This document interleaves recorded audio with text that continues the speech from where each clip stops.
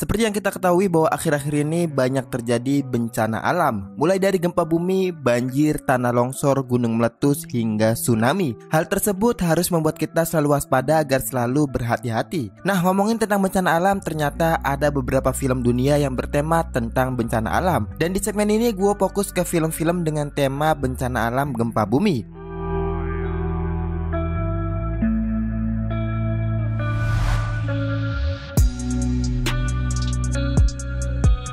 Walaupun film ini mengambil judul Pandora, tapi filmnya bukan tentang kotak terkutuk yang kalau dibuka bakal banyak hal yang mistis muncul. Konsepnya aja yang sama, ceritanya merujuk pada salah satu kejadian mengerikan di sebuah pembangkit listrik tenaga nuklir Korea Selatan yang meledak akibat adanya gempa bumi.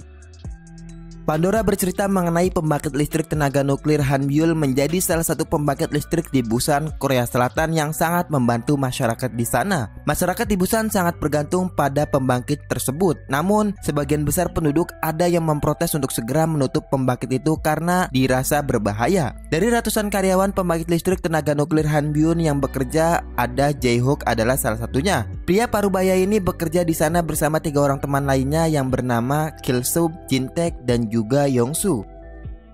Alur cerita dari film ini sendiri memang cukup klise dan sudah banyak banget dipakai di film-film bertema seperti ini. Namun setidaknya masih ada sisi manusiawi yang diselipkan di film ini sendiri. Terutama saat Jae-hyuk menangis merasa hidupnya nggak adil karena dia harus mati demi menyelamatkan orang lain itu. Terus terang, ini yang jarang banget gue temui di film-film bencana seperti Pandora ini. Salah satu yang gue suka dari film ini sendiri yaitu nggak ribet memasukkan terlalu banyak unsur politisi di dalamnya. Buat pecinta film-film bertema bencana, krisis, thriller, ataupun yang lainnya, Pandora sangat banget gue rekomendasikan buat kalian semua. Ceritanya seru dan tingkat ketegangannya yang terus meningkat itu juga keren banget sih.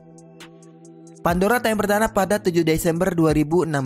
Film yang ceritanya fokus kejadian di PLTN ini berhasil di rating IMDb sebesar 6,6 dari 7,9 ribu pengguna akun serta dilabeli R.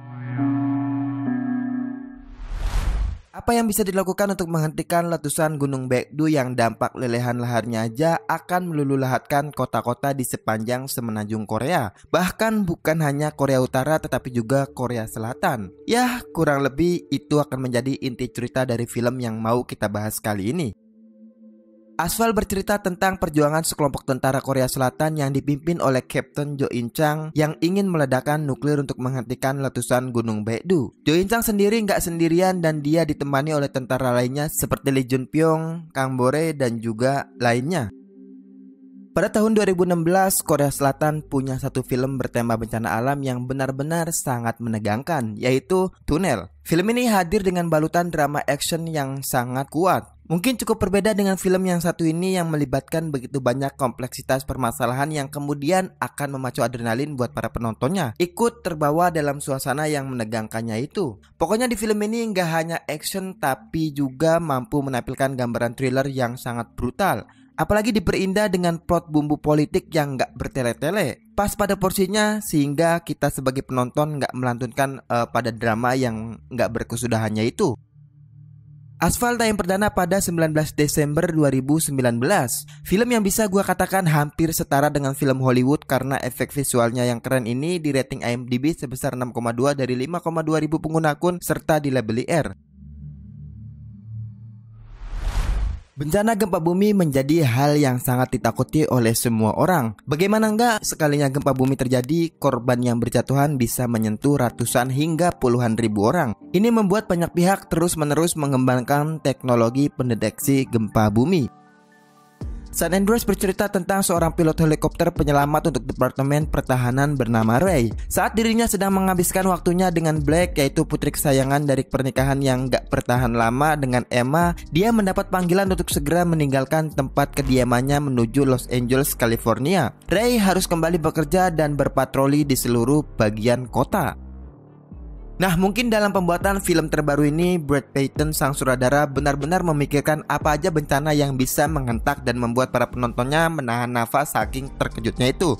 Nggak tanggung-tanggung, Brad menghancurkan setengah bagian California dengan 3 elemen bumi sekaligus, api, air, dan tanah. Dwayne Johnson hadir dengan karisma pahlawan super yang biasa dihadirkan dengan sangat meyakinkan dalam film ini. Chemistry yang dia bangun bersama Carla Gugino dan juga Alexandra Daddario sebagai sebuah bagian keluarga juga terasa cukup kuat. Begitu juga dengan beberapa pemeran pendukung lainnya seperti Paul Giamatti, Arsy Panjabi, dan lain-lain. Mereka juga masih tetap berusaha profesional dalam kemampuan akting mereka meskipun dengan karakter yang benar-benar terbatas fungsi penceritaannya.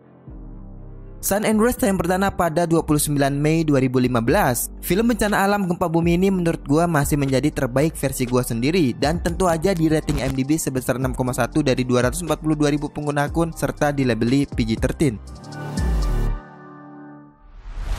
Hampir sama dengan film pertama, tapi di segmen ini memiliki unsur tempat dan setting cerita yang jauh berbeda serta pemeran-pemeran yang pastinya bakalan sama memberikan aktingnya yang luar biasa untuk mendalami peran yang dimainkannya itu.